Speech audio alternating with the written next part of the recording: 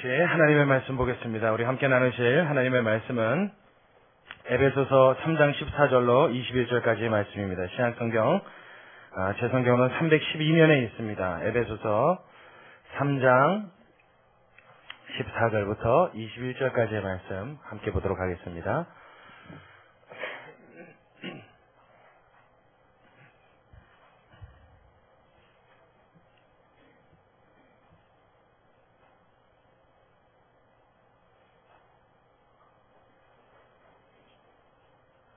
에베소서 3장 14절로 21절까지의 말씀 우리 한 절씩 같이 교독하도록 합니다. 제가 14절을 먼저 읽으면 여러분이 다음 절 읽으시기 바랍니다. 이러함으로 내가 하늘과 땅에 있는 각 족속에게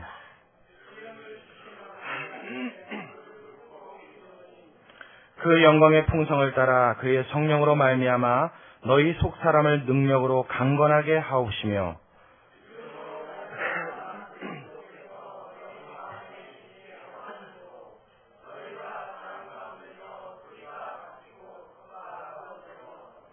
능히 모든 성도와 함께 지식에 넘치는 그리스도의 사랑을 알아.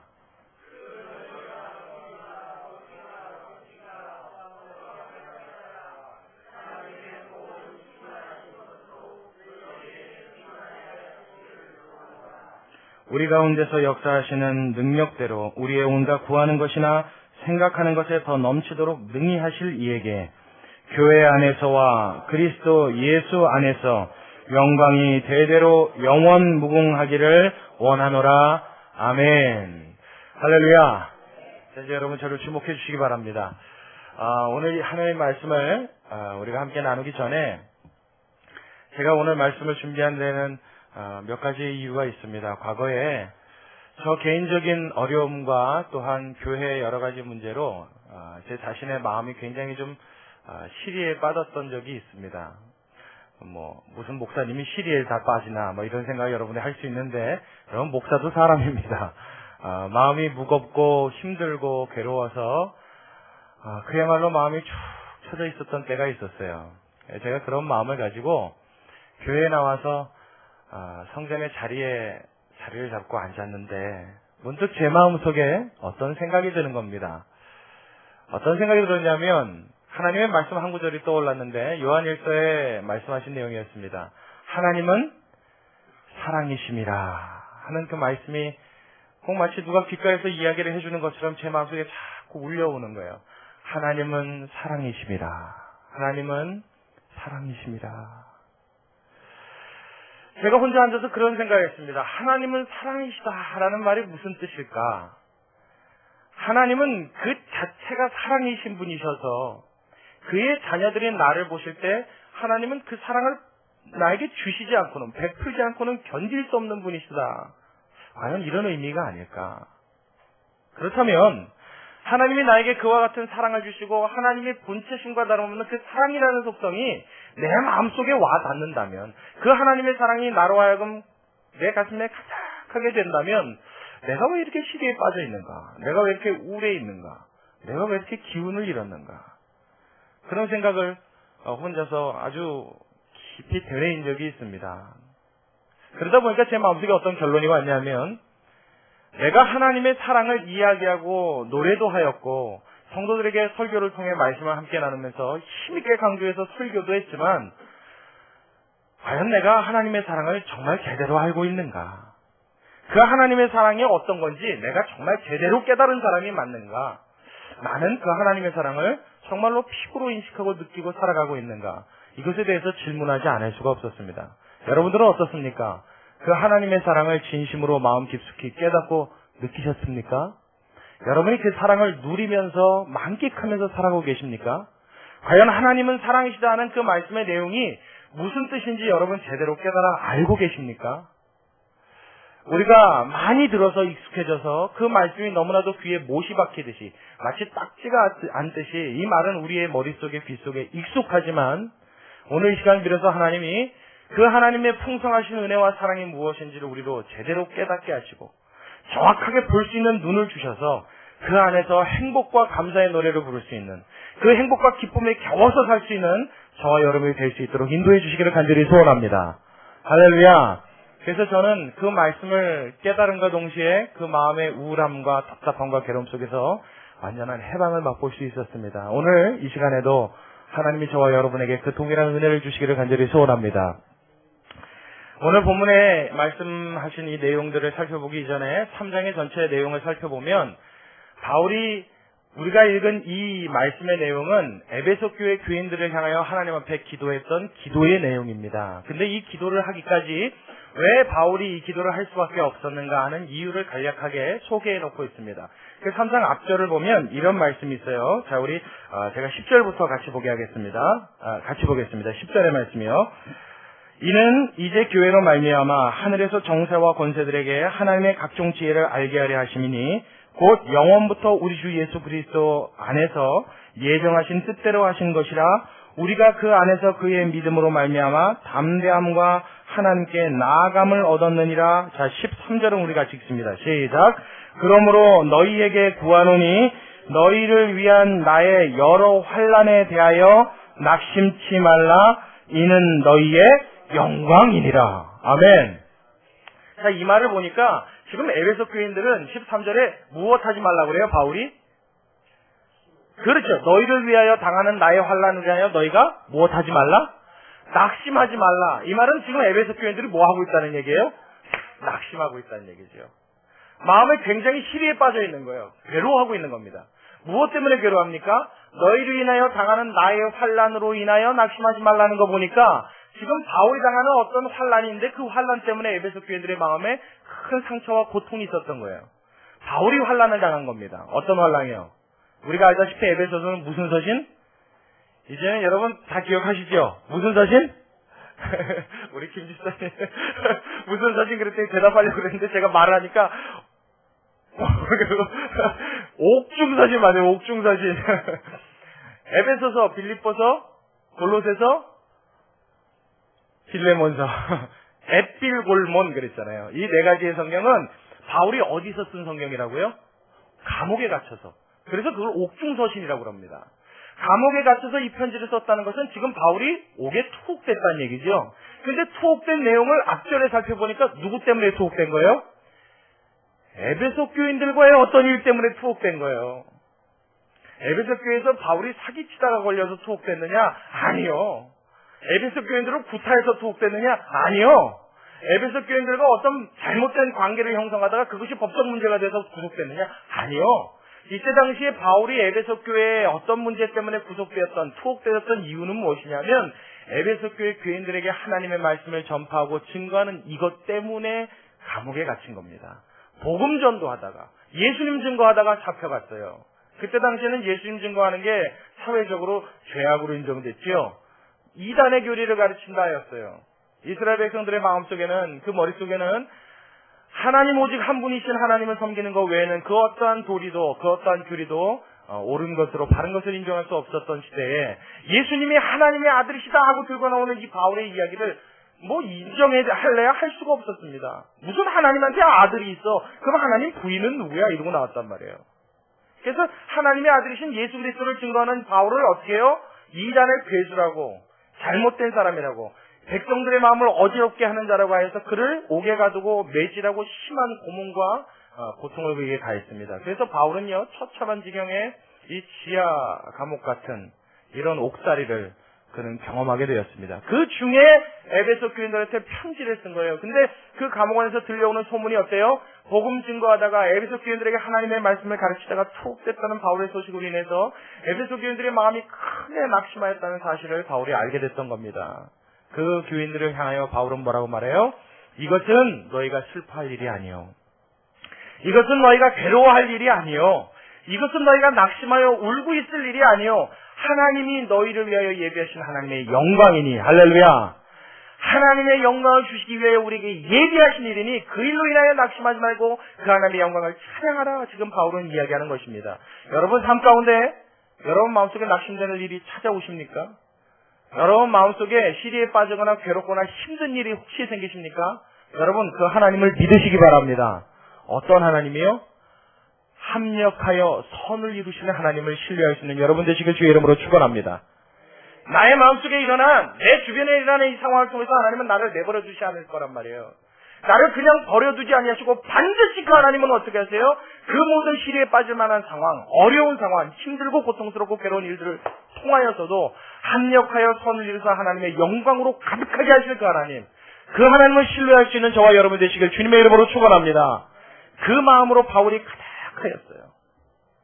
비록 너희 때문에 고통받고 환난받는 나의 이 상황, 너희의 가슴이 아파서 낙심되어지고 시리에 빠지고 힘든 것을 내가 알고 있다. 그러나 내가 받는 이 고난과 환난은 이것으로 끝이 아니란 말이죠.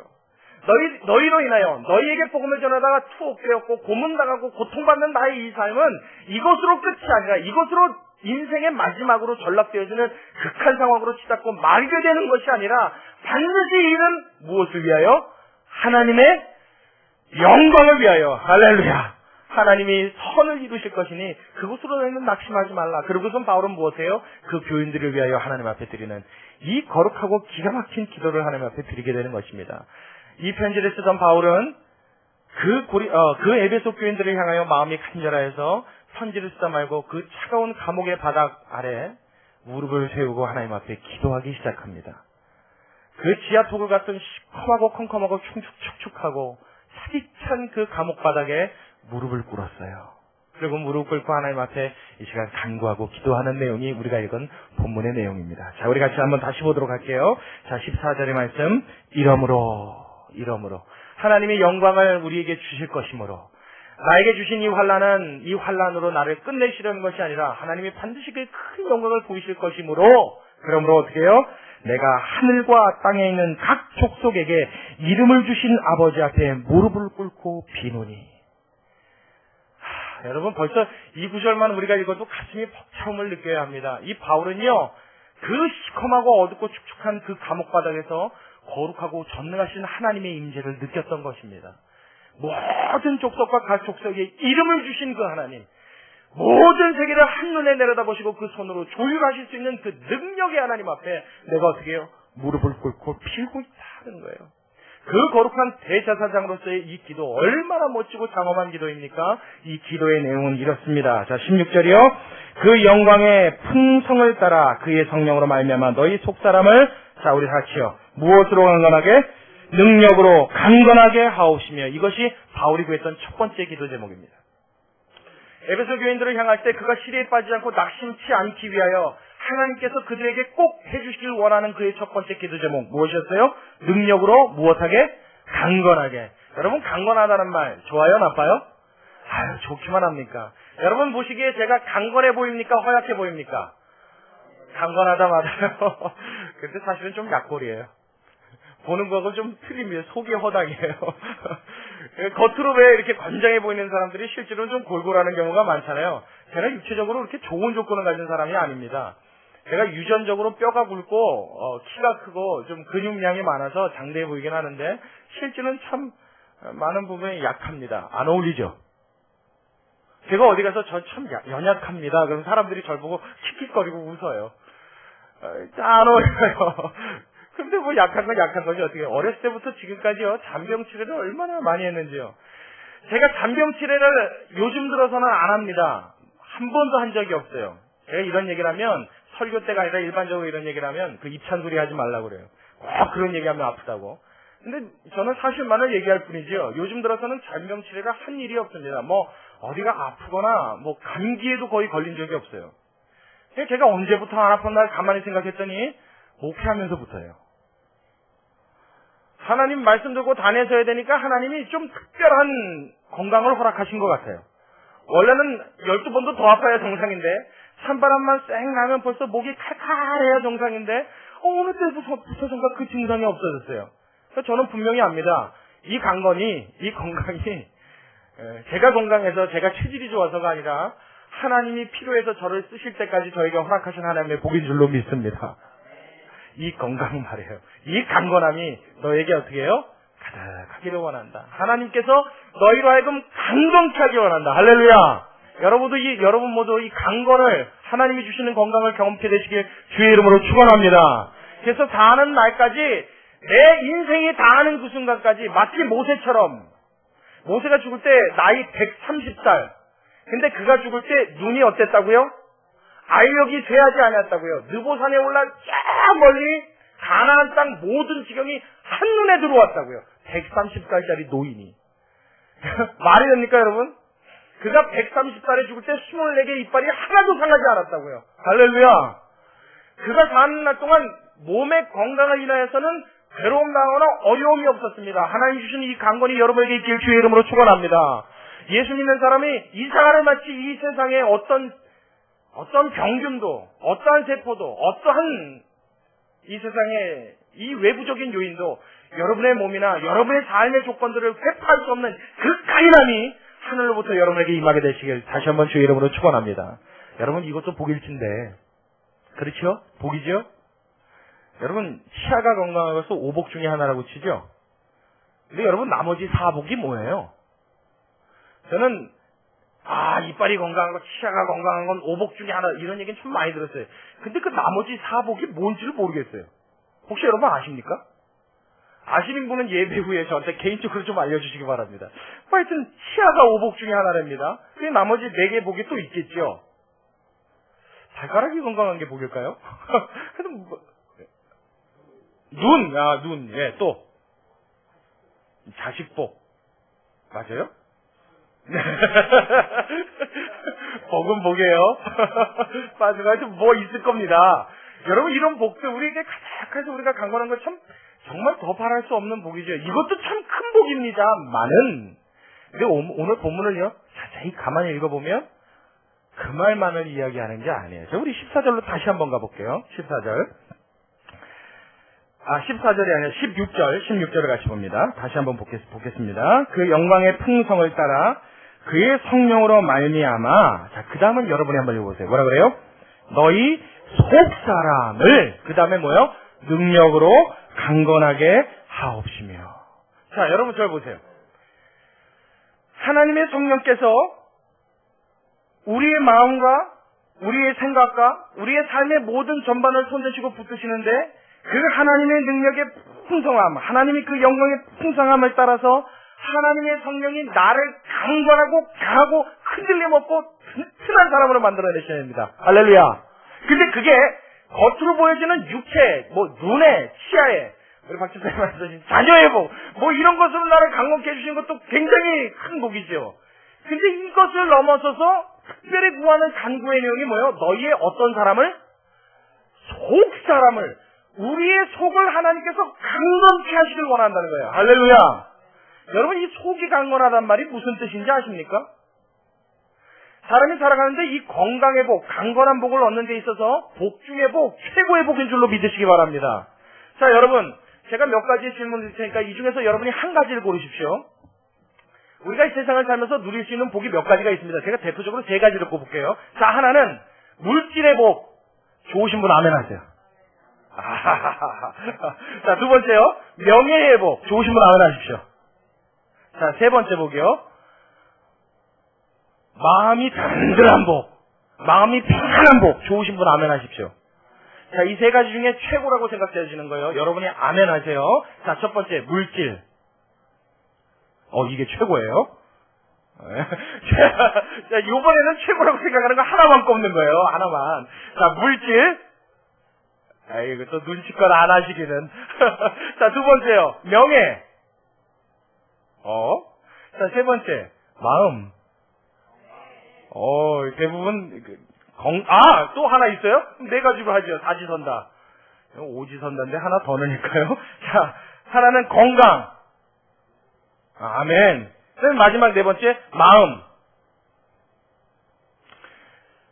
이거 몇 번을 이렇게 중복해서 물어보니까 대답이 혼란스러워요. 자, 여러분 마음속에 드는 게 하나씩 있을 거예요. 근데 여러분 제 말 한번 잘 들어보십시오. 자, 물질의 복이요. 물질의 복.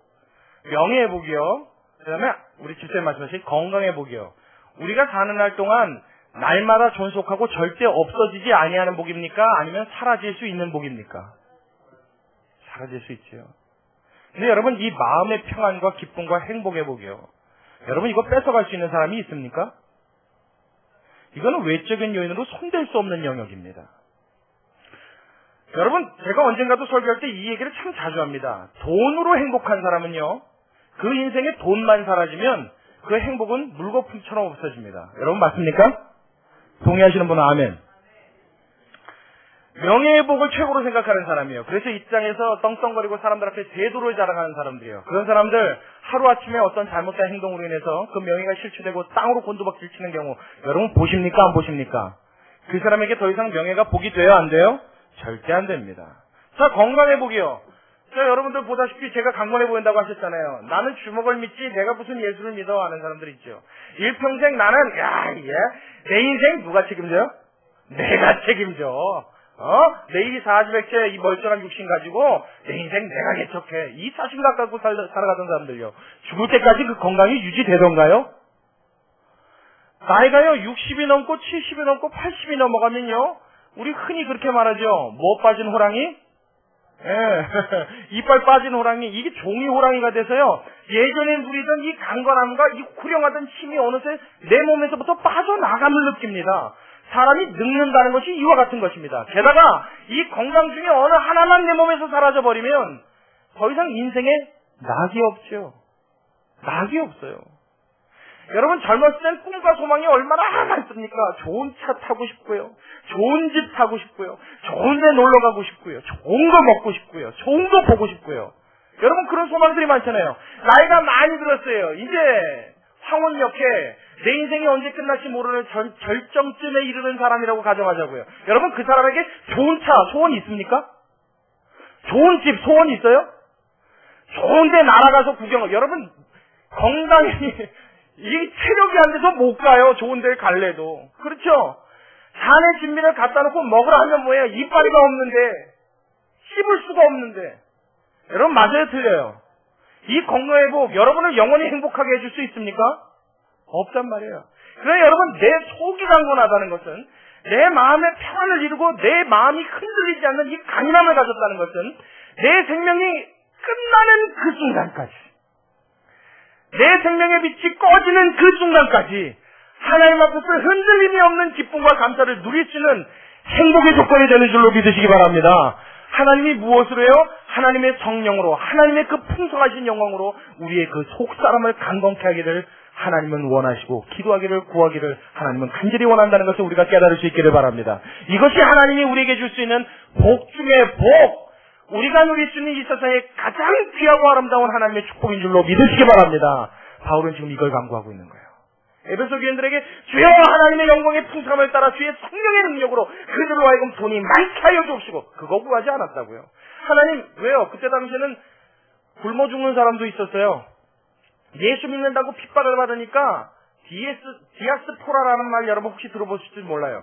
이 황제들의 핍박을 피해서 지하 토굴 같이 벽에 구멍을 뚫고 개미굴처럼 지은 이런 곳에 숨어 들어가 흩어진 유대인들, 숨어 들어가 살았던 사람들을 놓고 디아스포라 이렇게 이야기합니다. 그때 당시에는 예수 믿는다는 것이 생사를 걸고 믿는 거예요. 그러니 예수 믿는 사람들이 사는 형편이 넉넉했겠습니까? 없었겠습니까? 여러분 있으면 먹고 없으면 굶는 실정이에요. 그러니 사실은 제일 급박하고 제일 간절한 기도 제목이 있다면 하나님 그들로 굶지 않게 하여 주옵시고 하나님 돈을 좀 주시고 하나님 먹거리를 좀 내주시고 이 기도 제목 아니겠어요? 근데 바울은 이게 우선이 아니었다고요. 그의 마음속에 무엇을 알아요? 이 세상의 어떠한 것보다 내 입을 즐겁게 하고 내 몸을 건강케 하는 것보다 내 육체를 강건케 하고 내 삶을 풍성하게 하는 것보다 더 중요한 것이 있으니 어떠한 상황에도 다시 한번요. 어떠한 상황에도 어떠한 내 주변의 요인에도 흔들리지 아니하는 거목처럼 할렐루야. 어떠한 상황에도 어떠한 부는 바람에도 나부끼지 아니하는 거목처럼 하나님 앞에서 그 속사람이 강건하여지기를 하나님 앞에 간건히 기도 제목이야말로 우리가 하나님 앞에 소원해야 될 하나님께 받아 누려야 될 가장 귀중한 일인 줄로 믿으시기 바랍니다. 이것을 누리게 되시길 주님의 이름으로 축원합니다. 그래서 여러분 세상 사람들이 보기에는 우리 별 볼 일 없어 보일 수 있단 말이에요. 그렇죠 그냥 여기 남양주에 사는 사람 그냥 그렇죠 여러분 강남 사는 것도 아니고요 제 친구 중에 강남 사는 친구가 한 명 있어요. 아유 대단하더라고요. 제가 가보면요 아파트들도 벌써 좀 틀려요. 이 강남 아파트들은 외형부터 좀 외관부터 좀 틀립니다. 아주 신경 쓰는 게 이만저만하지 않아요. 근데 이 친구가 그 강남에 살면서요 저는 그 강남에 산다 그러니까 굉장히 좀 이렇게 좀 누리고 얼굴이 좀 밝고 좀 힘있어 보이고 이럴 줄 알았어요. 그런데 이렇게 쭈그러들어 있는 것 같아요. 마냥 초라해 보여요. 그냥 기운 없고 날마다 그래요. 그래서 야, 넌 좋은 데 살면서 왜 그러니? 그랬더니 언젠가 하루는 저를 데리고 자기 집을 데려가더라고요. 우리 집 가보면 알아? 그랬더니 제 손을 붙잡고 가요. 그래서 그 집을 딱 들어가서 문을 열고 들어갔는데 들어가자마자 이유를 알았어요. 알고 보니까 그 강남 안에도요. 이렇게 평수가 조그만 아파트가 있더라고요. 저는 강남에 산다 그러면 다 부자인 줄 알았어요. 근데 그 강남에도 임대 아파트로 해서 그 중에 소수 계층들 좀 돈이 없고 힘없는 사람들을 위해서 지은 이렇게 좀 작은 아파트가 있어요. 그러니까 이 친구가 여기 살면서요. 차라리 저 강북이나 좀 가난한 동네에 사는 사람보다 더 못함을 느끼는 거예요. 왜냐하면 차라리 다 같이 좀 어렵고 힘들 때는 너도 힘들고 나도 힘들고 그러니까 괜찮은데 내 주변에 사는 사람들은 다들 그냥 떵떵거리고 쩡쩡하게 사는데 나만 이렇게 별볼일 없고 가난하게 산다 싶으니까 이게 상대적으로 더 위축이 되는 거예요, 마음이. 근데 제가 거기까지만 들었을 때는 이해를 했습니다. 근데 제가 나중에 그 집에 사는 조건과 금액을 알고 나서 더 한 번 깜짝 놀랐어요. 여러분, 강남 쪽은요, 그 작은 평수의 임대 아파트도 가격이 엄청나더라고요. 제가 여기서 지금 얼마라고 밝히진 않겠습니다만은 제 상상을 하여튼 초월했어요. 뭐 임대 아파트고 이게 조그만데 그냥 나라에서 해주는 거다 그래서 저는 거의 공짜 수준인 줄 알았어요. 그래서 그래? 그러고 얘기했는데 금액을 얘기해 주는 걸 보고 야 그럼 그 돈 갖고 왜 거기서 사니? 그랬어요. 얼른 나와서 조금 덜한 동네로 가면 나름 괜찮은 데서 살 수 있는데 그 비싼 돈을 줘서 왜 거기서 살아? 왜 이 친구 하는 얘기가 그래도 노는 물이 틀리잖아 이러는 거예요. 이제 그 말을 듣고 참 별스러운데 마음 뺏기고 다 산다. 제가 속으로 그렇게 생각한 일이 있습니다. 그 친구는요 평생 가봐야 행복 못 누립니다. 그 친구는 평생 가봐야 비교식밖에 남을 게 없습니다. 평생 가봐야 가슴 속에 상처밖에 안 나와요. 무슨 행복이 있고 무슨 낙이 있겠습니까? 여러분 이 땅에 사는 우리의 모습이 꼭 마치 그와 같아요. 내 주변의 사람들과 내 이웃들과 그 사람들과 나를 비교해볼 때 항상 내 모습 속에는 그 사람들보다 못한 것밖에 안 보이잖아요. 남양주에 살면서 별별 없는 나의 모습 왠지 남들이 보기 때 그렇게 보일 것 같은 내 모습에 초라함이 보인단 말이에요. 그럼에도 불구하고 하나님이 저와 여러분의 속사람을 강건케 하시면 우리의 속을 튼튼하게 하시면 남들이 보기에 별 볼 일이 없어 보이는 우리라 할지라도 그러한 모습을 갖고 있는 우리의 인생이라 할지라도 이 땅에서는 별 볼 일 없지만 하늘나라 하나님의 천국의 하나님의 자녀로서는 마치 하늘에서 빛나는 하늘의 별처럼 하늘에서 빛나고 있는 그 번쩍번쩍 빛나는 스타처럼 하나님 앞에 그 자신감과 강인함을 갖게 되는 줄로 믿으시기 바랍니다. 이게 뭐예요? 속사람이 강건케 되는 거예요. 이 세상의 세파에 흔들리지 아니하는 강인함이 있는 거예요. 할렐루야. 이것을 하나님께서 우리에게 주시길 원하시는 거예요. 시리에 빠져있는 우리에게 낙심하고 힘든 우리의 삶 속에 하나님이 먼저 간구하기를 원하시는 것, 먼저 허락하기를 원하시는 것, 그리스도 예수 안에서 하나님의 성령으로 우리의 속사람이 강건해지는 이 축복 우리 모두 받아 누릴 수 있게 되길 주의 이름으로 축원합니다. 자, 두 번째로 우리 17절의 말씀이에요. 그가 기도했던 기도의 내용 중에 두 번째 간구가 나옵니다. 자, 17절 함께 읽겠습니다. 시작. 믿음으로 말미암아 그리스도께서 너희 마음에 계시게 하옵시고 너희가 사랑 가운데서 그 다음에 뭐요? 뿌리가 박히고 터가 굳어져서 이렇게 얘기했죠. 그의 하나님 앞에 간구하는 기도의 내용 중에 이 두 번째 간구의 내용이 참 중요합니다. 물론 뭐 중요하지 않은 건 없지만 더욱 우리가 유심히 봐야 합니다. 자, 보세요. 믿음으로 말미암아 그리스도께서 너희 마음에 계시게 하옵시고 우리가 믿음을 가짐으로 예수님이 내 마음속에 항상 함께 계신다는 거예요. 그를 통하여 어떤 일이 일어나길 원하느냐? 뿌리가 박히고 터가 굳어지길 원한다 그랬어요. 근데 이 뿌리가 박히고 그 박힌 뿌리의 터가 굳어지는 게 어디에 뿌리가 박혀요? 사랑에. 사랑에. 누구의 사랑에? 누구의 사랑에? 누구의 사랑에? 우리 하나님 예수님의 사랑에 뿌리가 박히되 그 뿌리의 터가 튼튼해지고 이게 빠질 수 없는 그 튼튼함이 생기길 원한다는 거예요. 성경에는요 하나님의 사랑을 표현할 때 하나님의 사람들이 아주 화려한 수식어들을 사용해서 표현한 구절들이 많습니다. 대표적으로 몇 가지가 있는데 예레미야라고 하는 선지자는 예수님의 사랑을 표현할 때 어떤 사랑을 표현했냐면 무궁하신 사랑 이렇게 표현했어요. 하나님의 사랑은 무궁하다. 무궁하다는 말이 무슨 말인지 아시죠? 이야 영원토록 간다는 거예요. 그 사랑은 끝없이 간다는 거예요. 그 하나님의 사랑을 표현할 길이 없다는 거예요. 그 하나님의 사랑을 측량할 도구가 없다는 거예요. 그 하나님의 사랑이 얼마나 위대하고 얼마나 영원한지 그 사랑을 우리가 감히 상상할 수 없는 사랑이다, 그렇게 이야기했습니다. 또 하나님의 사랑, 모세는 하나님의 사랑을 표현할 때 독창적인 사랑, 아주 독점적인 사랑을 이야기했어요. 그게 무슨 말이냐면 하나님은 누구만 사랑하셔요? 여러분 찬양 중에 이런 찬양 있죠. 하나님은 너를 지키시는 자, 너의 우편에 그늘 되시니 낮의 해와 밤의 달도 너를 해치 못하리. 할렐루야, 할렐루야. 하나님은 너를 지키시는 자, 너의 우편에 그늘 되시니. 그럼 우리가 그 찬양을 바꿔 부를 때 가사를 이렇게 바꾸기도 합니다. 하나님은 나를 지키시는 자, 나의 우편에 함께 하시니 그가 너를 도우시리라, 나의 출입을 지키시리라.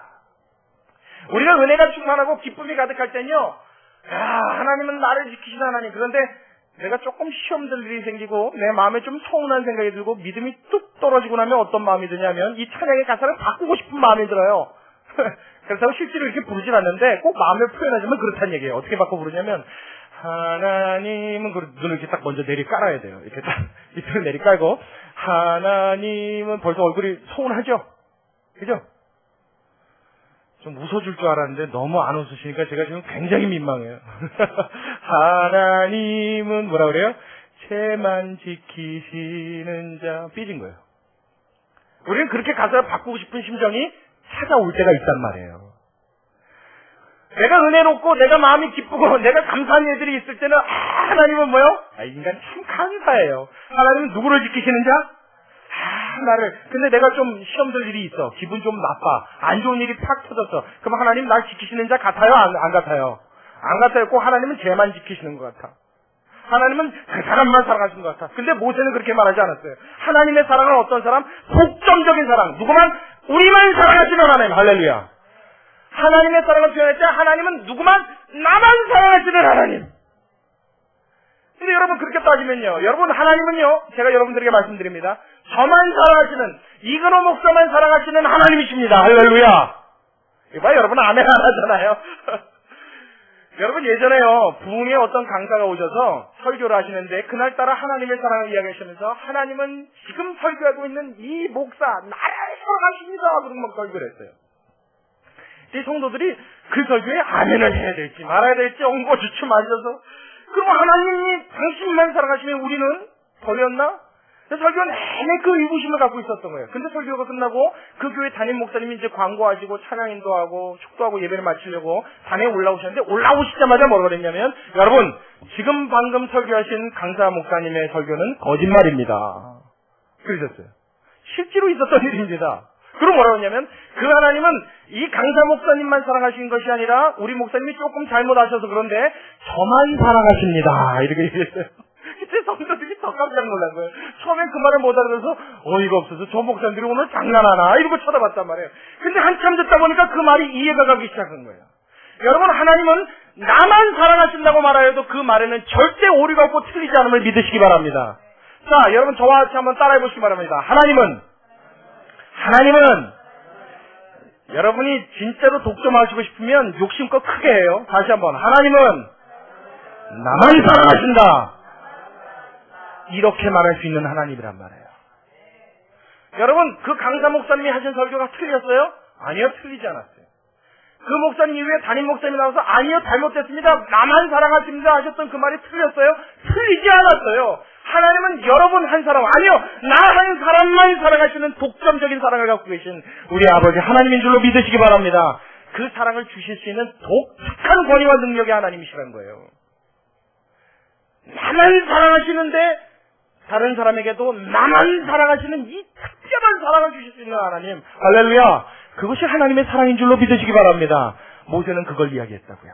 자, 그리고요, 사도 요한, 예수님의 제자였던 사도 요한은 하나님의 사랑을 표현하실 때 끝까지 포기하지 않는 사랑을 이야기했어요. 요한복음 14장에 보면 하나님이 자기의 사람들을 예수님께서 자기의 때가 얼마 남지 아니하심을 아시고 자기 사람들을 사랑하시되 끝까지 사랑하시니라. 할렐루야.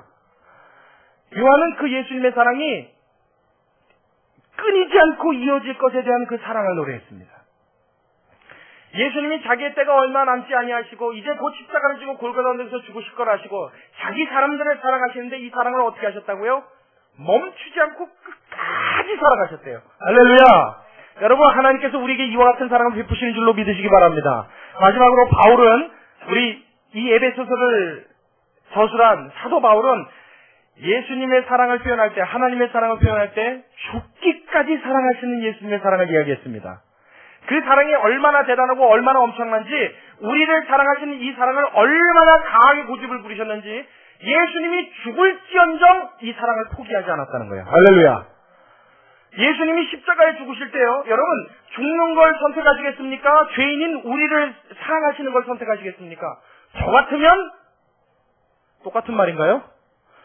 예수님이 죽으셔서 우리를 사랑하시는 걸 선택하시겠습니까? 아니면 포기하고 사랑을 버리시는 게 맞겠습니까? 그렇죠. 버리시는 게 맞죠. 여러분, 우리가 하나님 앞에 무슨 거룩한 백성도 아니잖아요. 의롭지도 않잖아요. 경건하지도 않아요. 하나님 앞에 내세울 게 있습니까? 그렇다고 뭐 얼굴이나 잘생겼습니까? 가진 거라고 주님 앞에 내놓을 거라고는 죄악밖에 없는 백성들이에요. 하나님과 원수되어서 하나님과 적대시되어 있는 우리들을 사랑하시는데 어떻게까지? 죽기까지. 생명이 꺼지는 그 순간까지 예수님은 우리에 대한 사랑을 포기하지 않았다는 거예요. 이 사랑에 어떻게 해요? 우리의 뿌리가 박히고 그 토가 묻어져서 흔들리지 아니하는 하나님의 그 사랑의 자양분을 빨아먹을 수 있는 성도 여러분 되시라고 하나님께서는 강구하고 촉구하시는 줄로 믿으시기 바랍니다. 에베소서를 통해서 이 두 번째 강구는 참 중요해요. 예수님 앞에 이 사랑을 받는다는 것은요, 하나님 앞에 이 사랑을 공급받는다는 것은 우리의 인생 전체가 달라지는 것을 의미합니다. 여러분, 집에서 길러오는 개도 말이에요. 주인이 사랑해주면 그 모습이 어때요? 에? 보라. 그렇죠? 에. 우리 집사님 저 수동댁에 가면요, 보라라는 개가 있어요. 진돗개인데 백구입니다. 근데 이놈이 요만할 때서부터 제가 봤어요. 근데 지금까지 계속 본 건 아니고 요만할 때 한 번 봤어요. 근데 이놈이 얼마나 영특한지요. 지금은 성인 개가 돼가지고 새끼도 낳습니다. 근데 얼마 전에 그 집을 갔는데 와서 저를 자꾸 냄새를 맡아요. 기분 나쁘게. 킁킁거리고 자꾸 저 주변을 맴맴돌았고 얘가 왜 이러나? 그러고 봤더니 어디서 많이 맡아본 냄새 같다는 생각을 한 것 같아요. 근데 한참을 저를 쳐다보더니만 그 어릴 적에 저를 한번 봤던 기억을 걔가 기억해내는 거예요. 그래서 조금 있다가 꼬리를 살랑살랑 흔들더니 그 다음부터 부르면 와요. 그 어렸을 때 제가 가갖고 미워했을까요? 이뻐했을까요? 아, 예뻐했죠. 그럼요. 우리 집사님 집에 있는 강아지인데 뭐 미워할 이유가 있겠어요? 워낙 또 그러고 제가 개를 좋아합니다. 그래서 강아지들 보면 그냥 가서 주물르는 게 일이에요. 아, 예뻐요. 그걸 기억해내는 거예요. 이 사랑받은 기억을 기억해내서 그 사람을 기억해내더라고요. 여러분, 미물인 짐승도 이와 같아요. 짐승들도 자기 새끼들에게 사랑을 공급해주고요, 주인에게부터 사랑을 공급받으면요, 개 털빛이 틀려집니다. 여러분, 그래요 안 그래요? 털에 윤기가 흘러요. 근데 여러분, 구박받고 매 맞고 맨날 욕 얻어먹고 찬밥덩어리도 맨날 쉰거나 그것도 줄까 말까 하는 그런 개들 보세요. 애들이 생기가 있어요 없어요?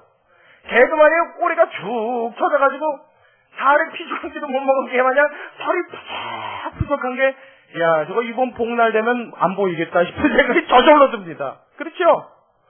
개들도 그렇다고요. 개들도 하물며 사람이요, 사람에게 사랑을 받는 짐승도 그와 같을진데, 만유의 왕 되시고 만왕의 왕 되신 하나님으로부터 공급을 받는, 사랑을 공급받는 사람의 인생은 여러분 얼마나 달라질까요? 그 인생의 빛이 얼마나 날까요? 얼마나 반짝반짝거리고 얼마나 멋진 삶을 살 수 있겠습니까? 여러분, 생각만 해도 할렐루야가 터져나온 줄로 믿습니다. 하나님으로부터 무한한 사랑을 공급받은 사람이요, 그 인생에 자신감으로 넘쳐나는 줄로 믿습니다. 저와 여러분의 인생이 그렇게 되시길 주의 이름으로 축원합니다. 하나님의 사람이 내 마음을 강하게 하는 거예요. 든든하게 하는 거예요. 어떠한 세파에도 흔들리지 않는 강함을 주는 거예요. 폭풍과 태풍이 몰려와도 그 뿌리가 하나님의 사랑에 박혀있고 그 터가 굳건하여져서 흔들리지 아니하는 하나님의 믿음의 사람들이 되는 줄로 믿습니다. 여러분, 이렇게 살아가게 되시길 주의 이름으로 축원합니다. 교회에서만 듣는 말로 끝나지 마시고요, 여러분의 인생이 이렇게 되기를 바란다고요. 예. 세상에는 나약한 자 같으나 하나님 앞에서는 그 어떤 자보다 강한 자로. 할렐루야. 이 세상에서 모든 것을 잃은 자 같으나 하나님 앞에서는 모든 것을 가진 자로.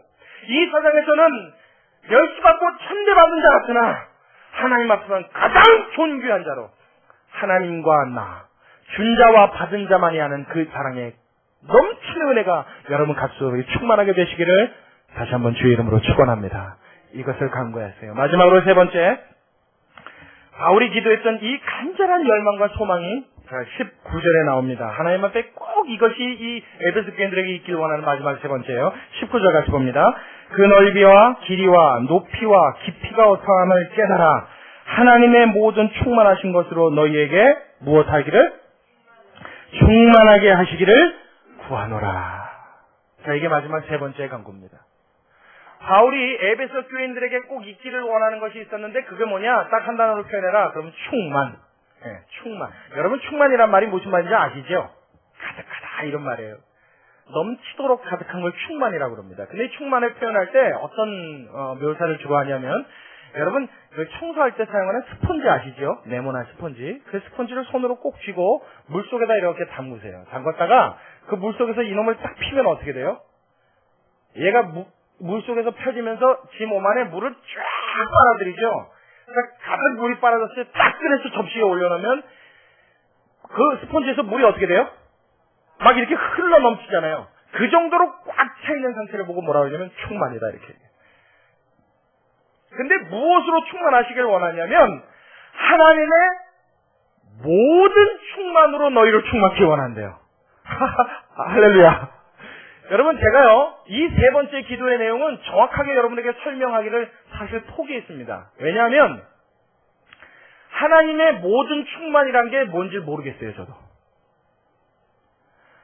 오늘 모르겠다는 말 참 여러 번 하는데 여러분 제가 이건 여러분들에게 실망시키기 위해서 말씀드린 게 아니라 하나님의 모든 충만이라는 거는요 사람이 죽을 때까지 깨달을 수가 없는 겁니다. 왜냐하면 인간이 판단하고 인간이 볼 수 있고 인간이 계산에 넣을 수 있는 충만이라고 한다면 그건 하나님의 충만이 아니에요. 하나님의 충만이란 것은요 이게 감도 못 잡아야 되는 게 정상입니다. 여러분 제가 지난주에 설명했나요? 허블 망원경이 몇백억 광년을 간다고요? 그렇죠? 허블 망원경을 보면 몇백억 광년의 거리에 떨어져 있는 것을 본대요. 근데 그 이후는 못 본대잖아요. 근데 그 이유가 뭐라고 그랬어요? 아직 그 이후는 빛이 도달을 못했대요. 그러니까 어마어마한 거리를 보는 그 허블 망원경도 그 이후를 못 보는데 그 이후를 못 보는 이유가 아직 빛이 거기까지 가지는 못했대요. 빛의 속도가 1초에 지구를 7바퀴 반을 도는데 300억 년을 날아간 그 거리까지를 보고 그 뒤는 못 본 이유가 아직 빛이 못 간 거예요. 지금쯤은 아마 좀 뒤까지 갔겠죠, 빛이. 그 빛이 간 거리까지만 보는데 그 뒤에 어마어마하게 있는 우주는 아직도 볼 수가 없는 거예요. 근데 이 우주를 누가 만들어내셨어요? 하나님이 무엇으로 만들어냈어요? 하나님이 열심히 삽들고 막 포크레인 막 운전하시고 야, 나 이 그거 만드니까 땀이 나간다. 야, 힘들어 죽겠네. 그 6일 동안 막 하나님 막 진짜 막일을 해서 만드셨나요? 하나님 뭘로 만드셨어요? 빛이 있으라로 만드셨어요. 있어. 그러면 있는 거예요. 여러분 인간의 모든 능력을 동원해서 그 몇백억 광년을 바라볼 수 있는 그 허블 망원경으로도 아직 볼 수 없는 거리에 있는 이 광활한 우주를 뭘로요? 말씀 한마디로 있으라 하면 그냥 있는 거예요. 할렐루야. 우리 하나님 멋집니다. 막 이럴 때는요 성도가 좀 많았으면 하는 생각이 좀 가끔 들어요. 왜냐하면 막 이런 설교할 때 하나님을 막 이렇게 멋있게 표현하면요 성도들이 사람이 좀 많으면요 우리나라 사람들은 이 체면이 너무 중시가 돼서 혼자서 뭐 하려면 이걸 잘 못해요. 근데 사람이 많아면 막 이런 설교하잖아요. 그러면 박수를 막 쳐요. 저한테 치는 게 아니라 하나님이 멋있어서. 할렐루야. 근데 교인들이 적다 보니까 치고 싶고 하고 싶어도 잘 못하죠. 꼭 뭐가 있냐면 극장 그 개봉관 큰 데 가면요 명장면이 나올 땐 사람들이 어떻게 해요? 박수 치죠. 그거 경험해 보셨어요? 전 딱 한 번 경험해봤냐면 봤는데 무슨 영화였냐면 옛날에 스티븐 스필버그 감독했던 E.T.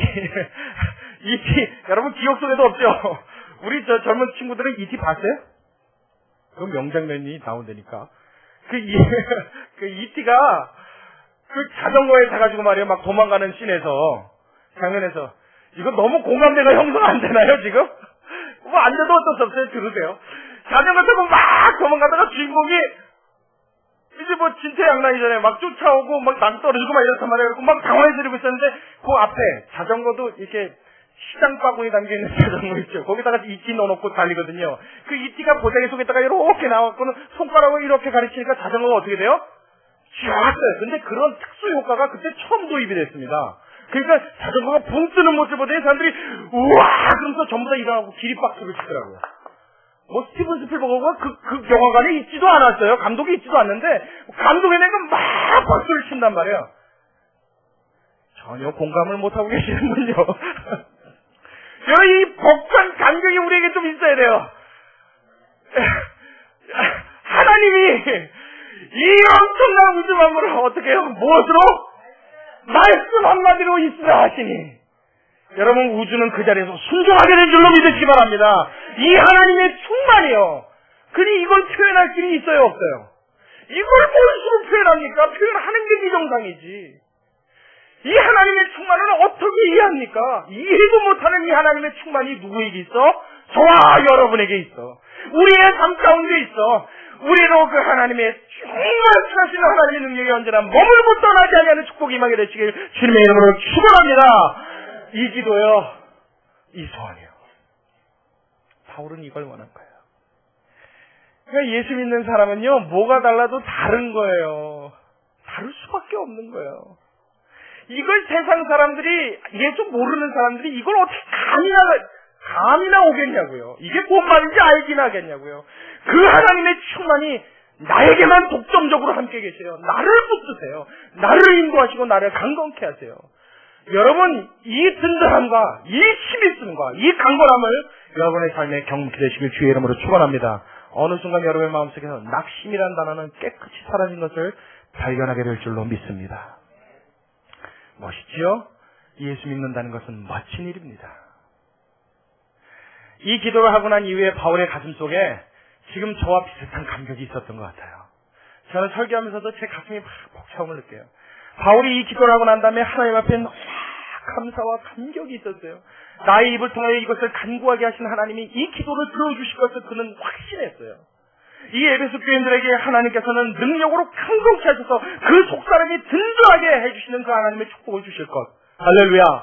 예수 그리스도의 사랑 안에 뿌리를 내리고 그 터가 굳건해져서 그 사랑으로부터 영양분, 자양분을 빨아먹고 그 행복과 그 기쁨을 누릴 수 있게 해주실 것. 그것을 그는 확신했어요. 마지막으로 하나님의 모든 충만이 그들에게 함께 있어 그들로 이 세상 사람으로 이 세상에 속하여 살지만 하늘나라의 능력을 손에 쥐고 사는 사람처럼 막강하고 강력한 삶의 능력을 허락하실 것을 그는 확신했어요. 그래서 바울은요 충동적으로 더 자라오는 노래가 있었습니다. 이 생각을 하자마자 바울의 마음속에 이 벅찬 감격이 그냥 폭발을 했어요. 그래서 하나님 앞에 했던 기도가 20절과 21절입니다. 우리 같이 읽겠습니다. 20절과 21절 시작.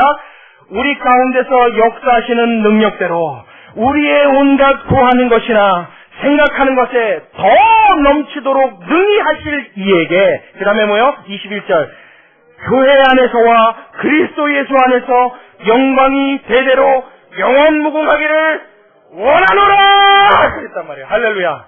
할렐루야. 제가 언젠가 이렇게 원하노라로 소리를 쳤더니 저보고 하는 얘기가 어떤 청소년이 저한테 그랬어요. 무릎팍도사 같아요. 그러더라고요. 그래서 제가 그 말을 듣고 나지 비슷하네. 계속으로도 어쩔 수 없어요. 근데 여러분 그 TV 프로그램 하면은 그런 개그맨들이 하는 게 아니에요.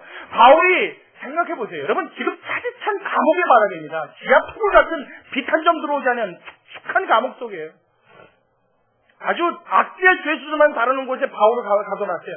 그곳에서 하나님 앞에 에베소 교인들을 생각하면서 간절한 마음으로 기도했어요. 근데 그 마음에 하나님이 이 기도를 들어주실 때 우리가 구하는 것보다 더 넘치게 응답하여 주실 것을 그 마음속에 막 확신이 넘쳤어요. 그것이 막 믿어졌어요. 그때 바울이 어떻게 돼요? 이 모든 은혜를 주시고 이 기도를 들어주실 때 더 넘치도록 응답해 주시고 이루어 주실 그 하나님 앞에 뭐요? 자 마지막 절 교회 안에서와 그리스도 예수 안에서 영광이 대대토록 영원토록 영원무궁하기를 원하노라. 그룹으로 외쳤다고요. 그가 어디 있었다고요? 감옥. 어디 있었다고요? 감옥. 다시 한 번요. 어디 있었다고요? 감옥! 더 이상 그 감옥은 바울의 마음을 사로잡을 수 없는 나약한 존재가 된 줄로 믿습니다.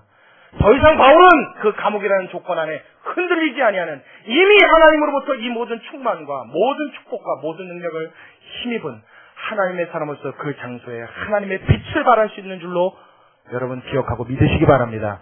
여러분의 인생도 이와 같기를 주의 이름으로 축원합니다. 여러분의 가정에서 이런 하나님의 능력을 발휘할 수 있는 성도 여러분 되시길 주의 이름으로 축원합니다. 여러분의 사회에서, 여러분의 직장에서, 여러분이 거하는 모든 공동체에서 하나님의 사람으로서 이와 같은 능력이 여러분의 가슴을 사로잡을 수 있게 되시길 다시 한번 주님의 이름으로 축원합니다. 우리 같이 기도하겠습니다. 고맙고 감사하신 우리 아버지 하나님, 오늘 에베소서 3장의 말씀을 통하여서 시리에 빠져있고 낙심해 있는 그 우울한 심령에 하나님이 주시는 기쁨과 감사와 영광의 메시지를 우리가 함께 살펴보았습니다. 바울은 비록 에베소 교회 교인들에게 복음을 전도하다가 옥에 갇혀 심한 환난과 고난을 겪었으나 오히려 그것을 보는 에베소 교인들은 마음에 시리가 찾아오고 고통이 찾아오고 낙심이 되었지만 오히려 정작 그 고통을 받는 당사자는 그들의 낙심함이 아니라 오히려 하나님 앞에 영광과 기쁨과 찬양을 돌릴 것을 간구하며 하나님 앞에 그들을 위하여 기도하는 이 기도의 내용들을 우리가 받음으로써 하나님 또한 이 시간 살아가는 분열교회 성도들에게도 이와 같은 말씀이 응하여지고 이루어지고 현실화되어지길 주님 소원합니다. 아버지, 우리의 삶 가운데 하나님의 능력이 우리의 삶을 주장하여 주셔서 언제나 이 세상 사람으로 살고 있으나 언제나 하나님의 사람으로서의 삶의 모습을 잃지 아니하도록 주의 성령께서 우리를 더욱 특별한 능력으로 인도하여 주셨고 주의 손으로 주의 팔로 우리를 품어 주시옵소서. 그래서 하나님께서 주시는 그 놀라운 은혜와 하나님의 능력을 날마다 만끽하게 하여 주옵시고 그 속에 무한히 주님 앞에 돌릴 수 있는 영광과 감사와 찬양이 끊이지 아니하도록 주님 우리 한 사람 한 사람을 붙들어 주시옵소서.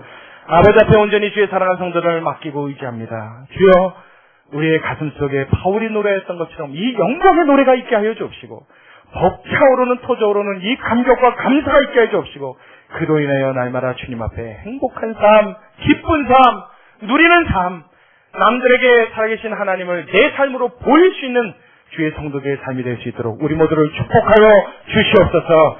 주님께 모든 영광과 감사를 돌려드리오니 주님 우리를 붙드셔서 하나님의 사람으로서 주님을 증거하기에 부족함이 없도록 도와주기를 소원하오며 살아계신 예수님의 이름으로 기도드리옵나이다. 아멘.